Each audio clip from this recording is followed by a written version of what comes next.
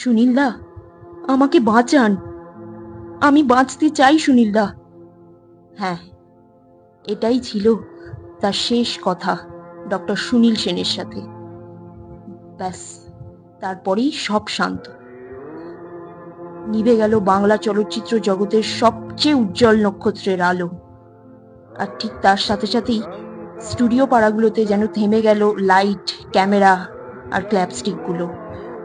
24শে জুলাই, ঠিক রাত 9:35। ঝড়ের গতিতে দুঃসংবাদ ছড়িয়ে পড়ছে গোটা শহরে। দাদা আর নেই। আজ মৃত্যুর এতগুলো বছর পরেও সেই মানুষটার হাঁটা, চলা, কথা বলা আর দৃষ্টি, সমস্ত কিছু এখনো অবধি খুব স্পেশাল। 8 থেকে 80 বাংলার সমস্ত মানুষগুলোকে কাঁদিয়ে দিয়ে যিনি হাসতে হাসতে নিজে বিজয়ী হয়ে চলে গিয়েছিলেন, আজ তাকে শ্রদ্ধা জানানোর দিন। আপনি যেখানেই থাকুন, ভালো থাকুন।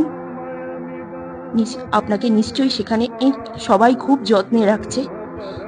আপনাকে অনেক প্রণাম, আমাদের প্রিয়তম নায়ক, না মহানায়ক উত্তম কুমার।